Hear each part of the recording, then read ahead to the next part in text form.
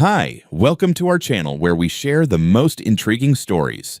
When a stubborn HOA president with a clipboard and a grudge accuses her neighbor of assault, one man finds himself cuffed on his own porch for a crime he didn't commit. But she didn't count on one thing: a security camera, a loyal neighbor, and the truth that bites back. It started with a knock, not the kind of knock that says, "I'm here to talk," but the kind that carries an air of entitlement. You know, sharp, rhythmic, the kind that hits your front door like it owes them money. I opened it to find the usual suspect, Karen. Now, if you've ever dealt with an HOA president who thinks she's the sheriff of a town that doesn't legally exist, you know the type. Tight ponytail, clipboard, sunglasses, even though it's cloudy. She wore that HOA badge like a damn FBI credential, except her jurisdiction didn't include my house. I lived just outside the HOA boundary, legally, technically, spiritually, and she hated that more than I hated her monthly unsolicited compliance suggestions. "Mr. Bennett," she said, already annoyed I hadn't greeted her with a curtsy. "We need to discuss the visual impact of your property on the neighborhood." I leaned against my door frame, arms crossed. "You mean my lawn? Or the American flag? Or maybe the no trespassing sign I had to install because some people can't take a hint?" She pursed her lips. "Your decorative choices, especially the paint on your garage door, violate the aesthetic standards set forth by Spring Ridge HOA. "Karen," I interrupted, "this house isn't part of Spring Ridge. You've seen the survey. You've had your lawyer send me that passive-aggressive letter. I even let you take a copy of the title deed when you demanded to verify it. You remember that part, right? When I wasn't a member." "That's debatable," she snapped. "Your proximity impacts property values, Mr. Bennett, and frankly, your tone is..." "My tone is what it is because this is my property. I mow my own lawn, I fix my own roof, and I don't answer to a woman who thinks petty tyranny is a lifestyle." Something behind her eyes twitched. I'd seen it before. That crack in the HOA mask. The part where frustration meets ego and starts calculating revenge. She stepped forward, crossing the threshold of my porch. That's when I put my hand up. Not on her, not even near her. Just up. As in, back the hell off. "Please get off my property," I said flatly. She staggered backward with all the theatrical flair of a daytime soap star, then suddenly gasped and looked at me as if I'd just drop-kicked her puppy. "Did you just assault me?" "You're joking," I said. I actually laughed. "Karen, you need a hobby." She pulled out her phone. "I'm calling the police. Right now." "Great," I said, pointing up to the security camera mounted under the eave of my roof. "Make sure you smile for the camera when you lie to them." "I have witnesses," she said, voice shaking with faux victim energy. "No, Karen," I said, already turning back inside. "You have delusions." But she did it. She called. I could hear her outside, fake sobbing into the phone, telling some poor dispatcher that I had physically threatened her and she feared for her life. I swear, if she could have produced crocodile tears on command, she'd be in Hollywood instead of terrorizing suburban mailboxes. I went inside, locked the door, sat down at my kitchen table, and poured myself a drink. Not because I was afraid. I wasn't. Not even close. I had that interaction on camera, audio, and video. I had 3 years' worth of documentation on her nonsense. But I knew what was coming. I knew her type. The kind that doesn't need facts, just a badge-shaped void in their soul and a clipboard to swing like a sword. My phone buzzed. Notification, motion detected in front yard. I checked the feed. She was still there, pacing back and forth on the sidewalk like a Disney villain whose curse didn't stick. She looked up at the camera, then at the house, and then she smirked. That smirk didn't sit right. I didn't know it yet, but this was the beginning of something much darker. She wasn't just going to knock on my door anymore, she was going to kick it down. I didn't expect them to show up that fast.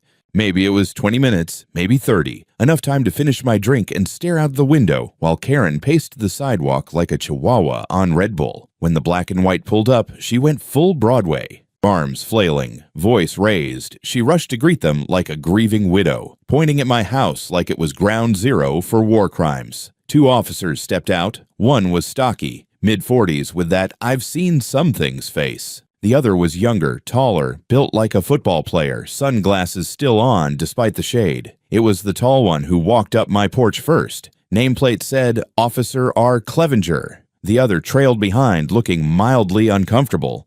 "Mr. Bennett?" the tall one asked. I opened the door slowly, hands visible, calm. "Yeah, you here for the Karen show?" He didn't smile. Step outside for me." I stepped out. "Before you say anything, I have the whole incident on my security camera. I didn't touch her, didn't even get close."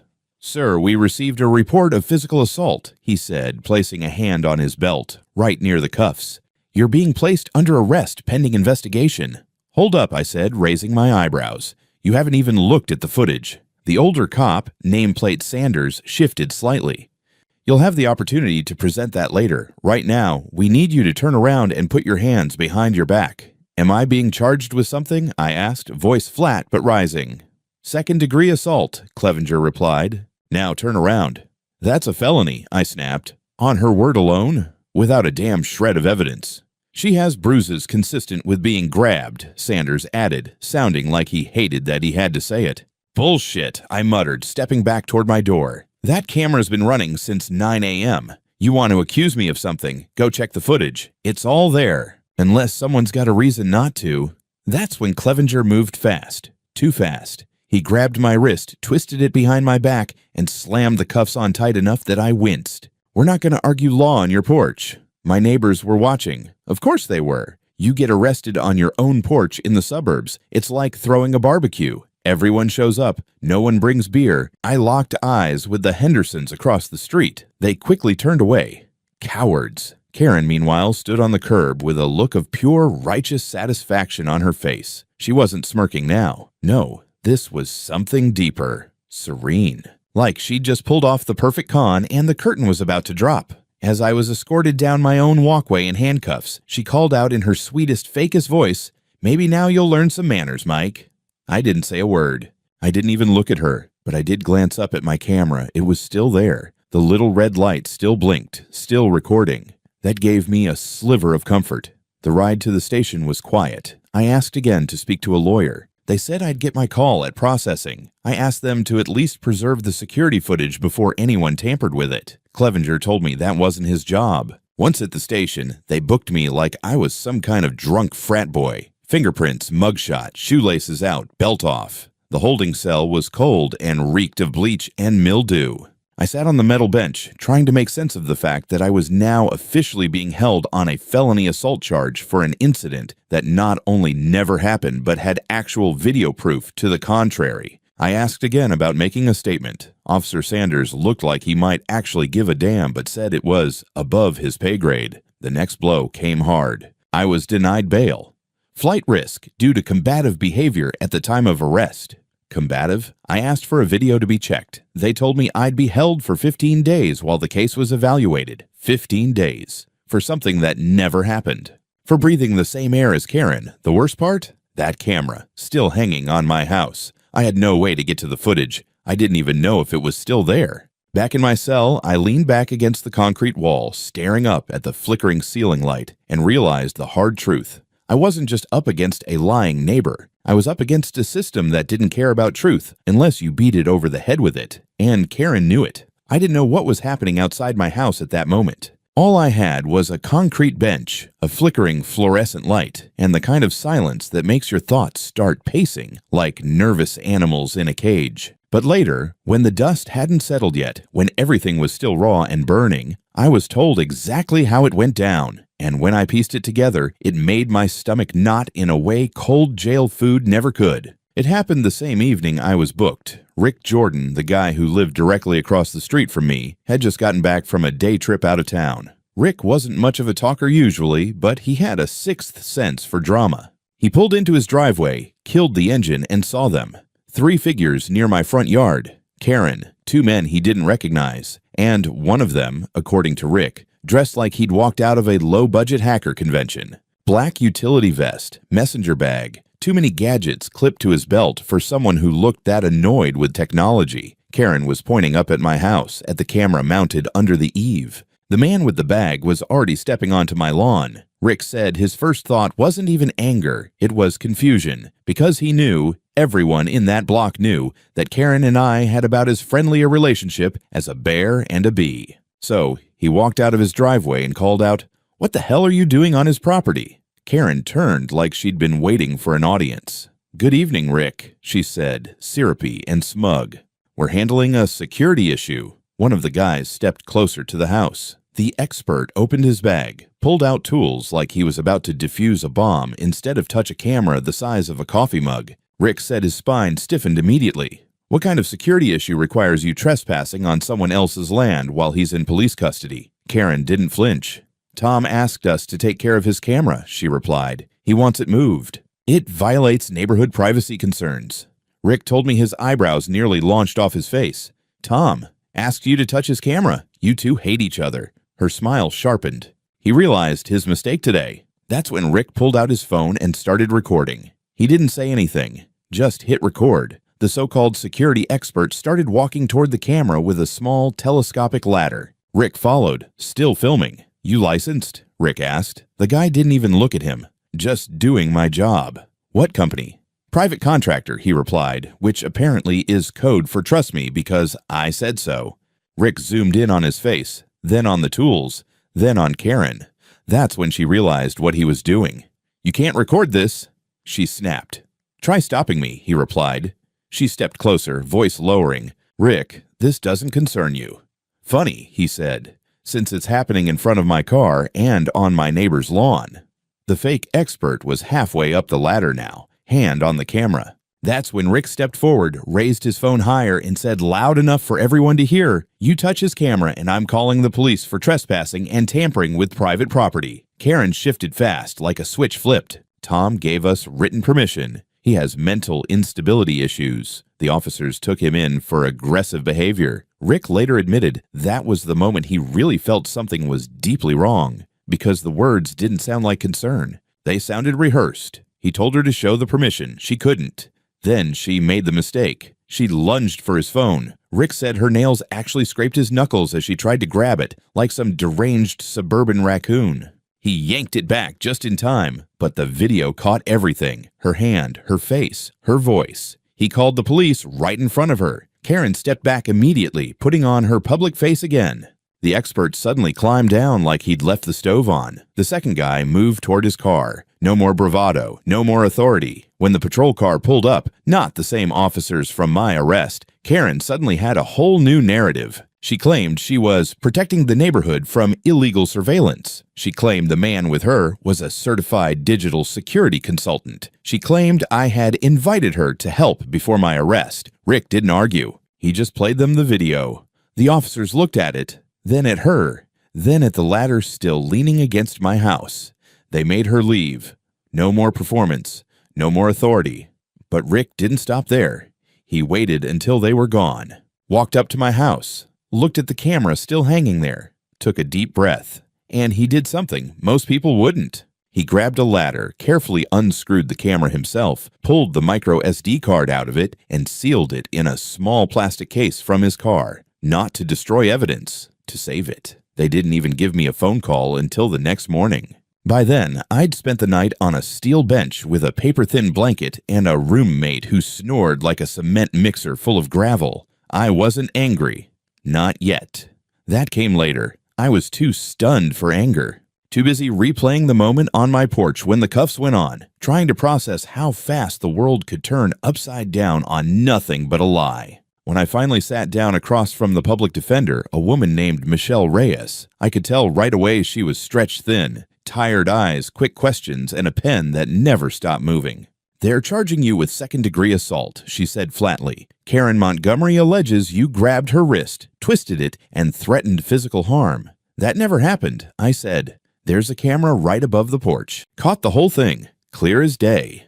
"Where's the footage?" she asked. "Still mounted to my house unless someone's already tampered with it." She scribbled something. "You'll be arraigned this afternoon.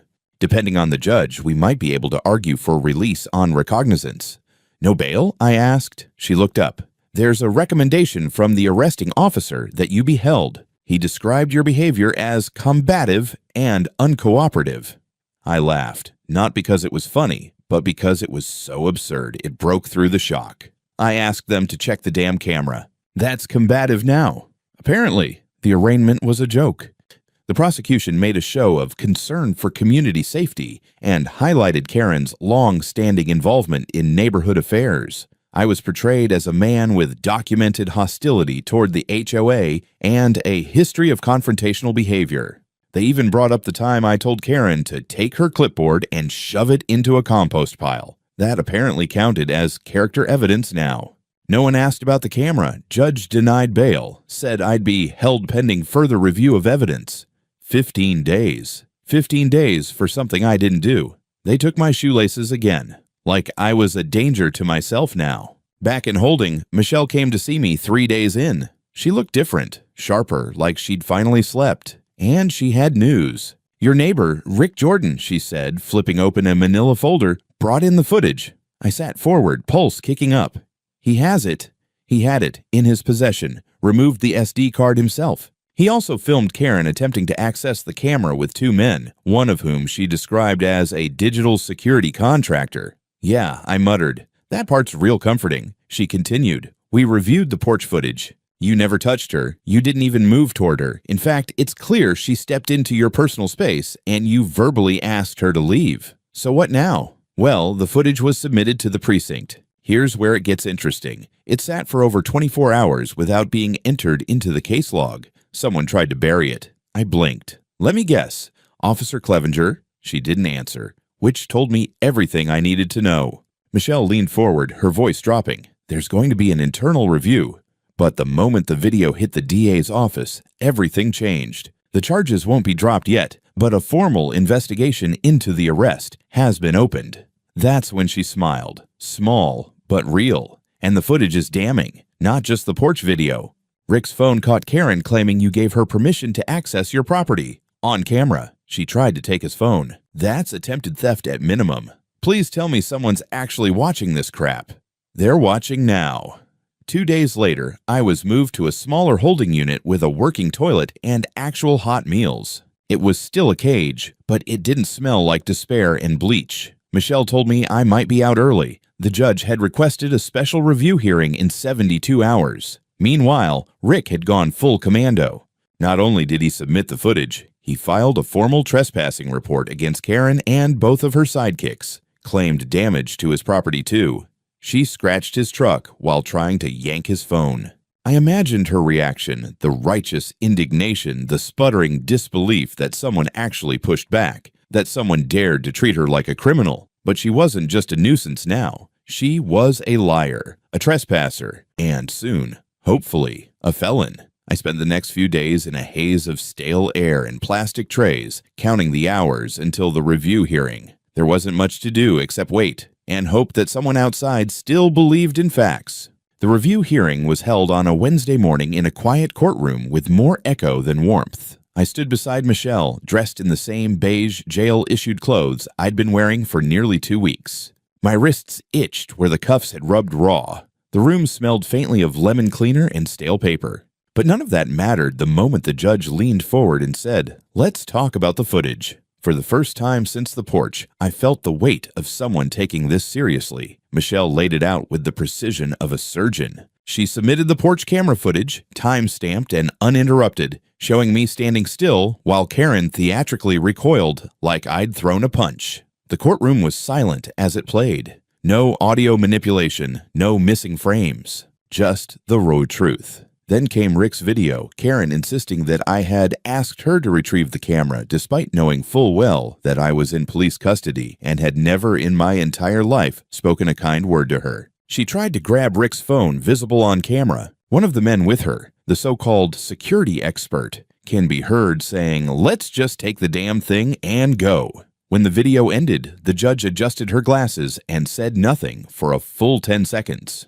Then, the court finds this evidence materially significant. The defendant is hereby released pending further investigation. Charges will remain suspended but inactive. It wasn't a full exoneration, not yet. But it was sunlight through the storm clouds. I walked out of that courtroom, a free man, escorted by Michelle and followed by 2 local reporters already sniffing around the case. I didn't say a word to them, but I did catch a glimpse of Karen in the hallway. She was seated on a bench next to a man in a navy blazer, her lawyer, I assumed. She looked smaller than I remembered, not in size but in posture. That same woman who once barked orders at teenagers for using the wrong mailbox flag now sat folded in on herself, watching the system she manipulated start to crumble around her. Michelle nudged me. "Don't look at her. Let the facts do the work." I took her advice. But I also took notes. The next 72 hours were a whirlwind. Internal Affairs launched a formal inquiry into Officer Clevenger. His body cam footage, or lack thereof, became a key issue. According to his report, his camera malfunctioned during my arrest, but tech analysts reviewing the footage logs discovered something curious. The camera had been manually deactivated less than 10 minutes after his shift began, which meant it didn't malfunction. He shut it off. I was called in to give a formal statement. This time, it wasn't in a holding cell. It was in a proper interview room with coffee, not cuffs. I explained the history with Karen, the camera, the arrest, and how everything unfolded. Meanwhile, Michelle uncovered even more. Turns out, Officer Clevenger had a connection to Karen beyond the HOA newsletters and neighborhood picnics. Her husband, Mark Montgomery, was a former deputy chief with the same department, retired just 2 years ago, still played golf with the precinct captain, and guess who helped Clevenger get his last promotion? I didn't need a chalkboard to connect the dots. Then came the bombshell. The expert Karen brought to my house. His name was Alan Richter, claimed to be a certified cybersecurity consultant. His LinkedIn profile was impressive until you looked closer. His certifications were expired. His license had been revoked 5 years ago for falsifying records in a case involving surveillance tampering. Even better, he had worked for a short time as a subcontractor for a firm that did HOA digital installations. Michelle wasted no time. She drafted formal complaints to the state licensing board, the bar association for Karen's lawyer, who had apparently tried to suppress Rick's video in early hearings, and filed a request for perjury charges against Karen. Meanwhile, Karen kept changing her story. First, she said I grabbed her. Then she said I lunged aggressively. Then she claimed she felt a threatening presence and acted on instinct. In the next breath, she said I whispered something deeply disturbing that made her fear for her life, though she couldn't recall what it was. The transcripts read like rejected Lifetime scripts. By the end of the week, everything was unraveling. Internal Affairs suspended Officer Clevenger pending outcome of their investigation. Alan Richter received a cease and desist from the licensing board and was being subpoenaed. Karen? She was formally charged with filing a false police report and attempting to destroy digital evidence. Her HOA presidency was temporarily vacated pending review, which was code for she was screwed. I spent the next few days in my own home, staring up at the eaves of my porch, the spot where the camera once hung. Rick had returned it to me, the SD card still intact. I mounted a new one, better angle, higher resolution, cloud-based backup this time. Let them try something now. By the time the trial date was set, the town had already picked sides. Half of Spring Ridge pretended like they'd never heard of Karen Montgomery. The other half whispered behind closed blinds, terrified that if they spoke too loud, they'd be next. HOA politics had turned into full-blown courtroom drama, and for once, I wasn't the one with my back to the wall. It started with the preliminary hearings, but the real storm broke in the main trial, held in the county courthouse with full media attendance. A row of cameras lined the sidewalk like vultures on a fence. Someone even held a handmade sign outside the doors. Free the Porch Man. Not exactly Pulitzer-worthy, but it made me chuckle. Karen arrived in a gray suit, pearl earrings, and a look like someone had just slapped her coffee out of her hand. Her legal team, 2 attorneys from a mid-tier firm that specialized in HOA defense, looked rattled before we even began. I couldn't blame them. Their client wasn't just accused of filing a false report anymore. She was facing obstruction of justice, conspiracy to tamper with digital evidence, and civil liability for defamation. Michelle took lead for our side. She came in calm, focused, and surgical. I'd never been in a courtroom this serious before, but watching her move was like watching a surgeon dissect lies in real time. The prosecution opened with the porch footage. They didn't narrate it, just played it. Full screen, no edits. The moment where I raised my hand, palm out like a damn traffic cop, and Karen recoiled like I'd stabbed her. The audio clear. Please get off my property. That was it. That was the whole assault. Then came Rick's video. Karen on my lawn. Karen saying I gave her permission. Karen lunging for Rick's phone. Her voice shrill and desperate as she realized she was being recorded. Karen's lawyer objected, tried to paint Rick as biased due to personal friendship. Michelle hit back hard. Friendship isn't bias. Evidence is evidence. Then she introduced the kicker, the metadata. Both videos matched, time stamped, untampered, reviewed by a digital forensics expert with no ties to the case. Next came the witness list. Rick testified first, calm, confident, walked the jury through the events. When asked why he intervened, he looked straight at Karen and said, "Because I don't like bullies, especially the kind that smile when they lie." It got a reaction from the jury. Subtle, but real. I watched Karen shrink 2 inches in her chair. Then came the tech expert. Clean cut, with a resume longer than most medical textbooks. He confirmed the SD card hadn't been altered, explained how cloud backups worked, and casually mentioned that the security consultant Karen hired had 0 active certifications and an expired business license. That was the moment the courtroom shifted. Karen's lawyer asked for a recess. Denied. The real fun started with Officer Clevenger's testimony. He walked in stiff, trying to keep it together. Michelle didn't let him. She laid out the body cam logs, the manual shutoff, the timestamp that showed it was deactivated 8 minutes before my arrest. Then she pulled up emails between him and Mark Montgomery, Karen's husband, from 2 weeks prior. "Looking forward to helping your wife with the neighborhood issue. Tell her to call if things get spicy." Clevenger looked like he was about to puke in the witness box. When asked directly if he'd colluded with Karen to falsify an arrest, he invoked the Fifth. That didn't help him. It just made him look guiltier. Then came Karen's turn on the stand. She was a wreck. She changed her story 3 times in 10 minutes. Claimed I made a sudden move, then said I threatened her with words, then claimed she feared for her safety due to my known hostility. When Michelle asked why she told Rick I had authorized her to retrieve the camera, Karen stammered, "He misunderstood." Michelle played the recording again. "Tom asked me to change it. He said it was broken. I'm helping."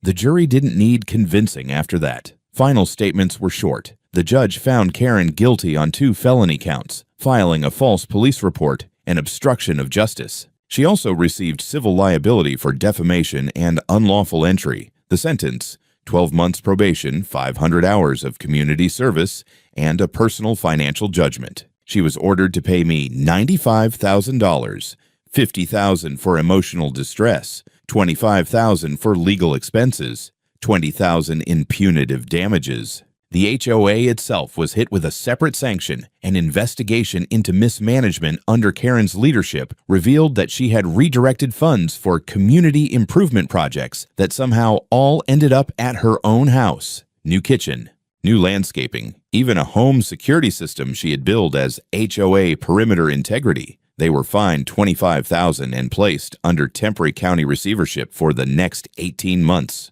Karen was permanently banned from holding any board or administrative position in a registered HOA. Officer Clevenger, he was terminated immediately, lost pension, lost his state law enforcement license. A separate criminal investigation was pending against him for evidence suppression and abuse of authority. As for the so-called expert, Alan Richter, he was charged with fraudulent representation, unlawful entry, and was blacklisted by the state licensing board. 10-year ban from working in any regulated digital services. When the gavel came down, it felt final, not just legally, spiritually. Like justice had finally stopped clearing its throat and decided to speak in full sentences. I walked out of that courthouse with a clean record and a settlement check. But the best part, Karen had to walk past every camera crew on her way out, and not a single one of them looked at her like a victim.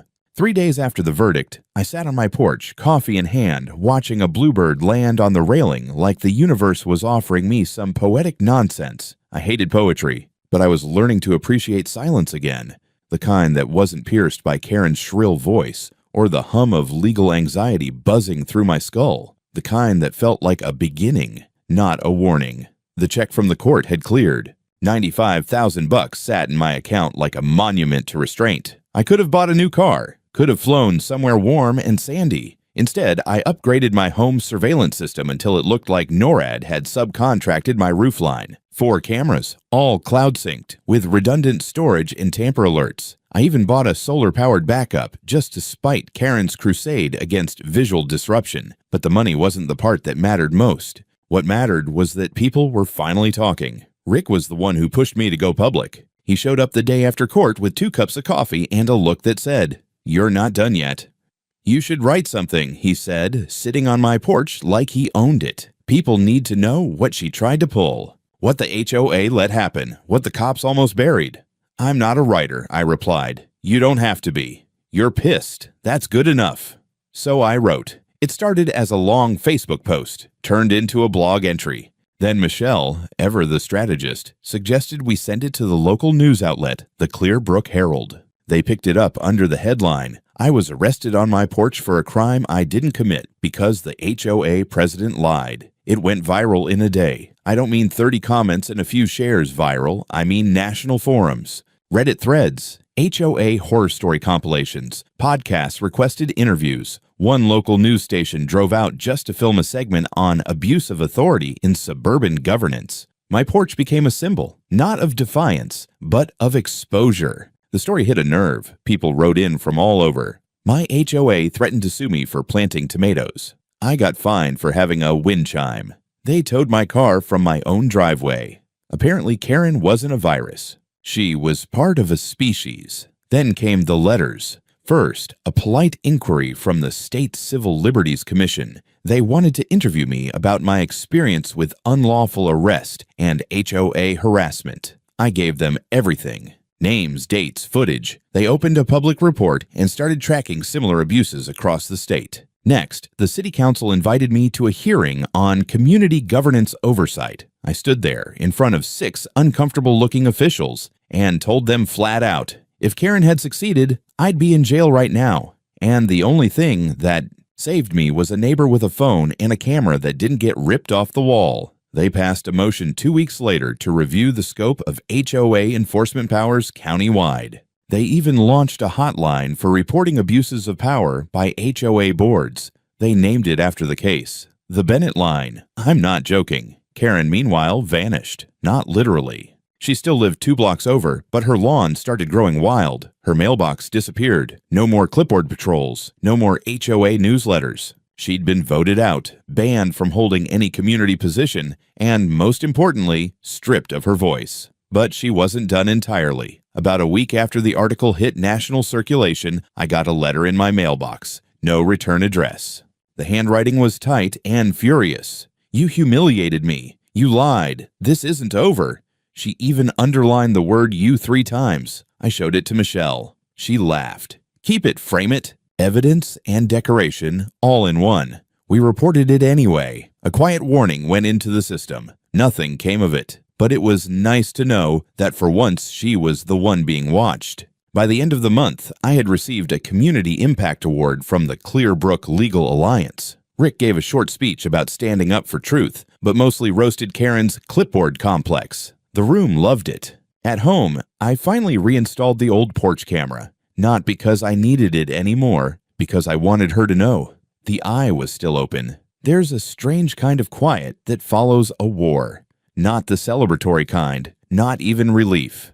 More like the stillness after a storm when everything's soaked, broken branches are scattered across the yard, and the sky pretends it never lost its mind. That's what life felt like after the trial. After the press, after the name Karen Montgomery stopped echoing through every corner of my block like a bad joke on repeat. No more HOA emails, no more clipboard checks, no more passive-aggressive newsletters about lawn edging and mailbox paint tones. It was almost eerie, like someone flipped the HOA's master switch and all the noise just stopped. The neighborhood changed.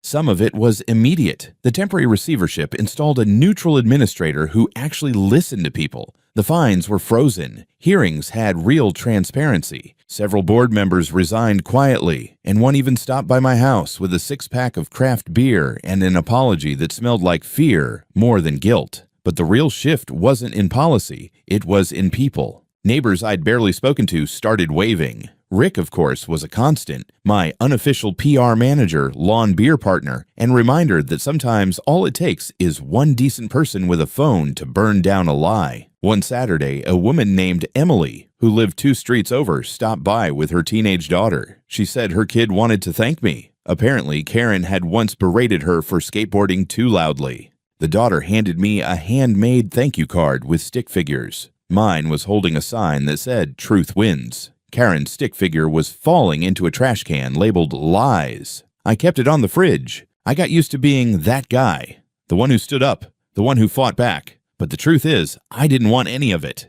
I didn't wake up one day hoping to be some cautionary tale about HOA tyranny or false arrests. I just wanted to be left the hell alone. Still, the aftermath had momentum. The Civil Liberties Commission released their full report, citing my case in the executive summary. 3 new regulations were proposed at the state level to restrict HOA overreach and require external audits every 2 years. They even included provisions for independent ombudsmen to handle resident complaints. The Bennett Clause, they called it, language that would protect homeowners from being targeted based on non-membership status. I didn't attend the state vote. Michelle did. She texted me when it passed.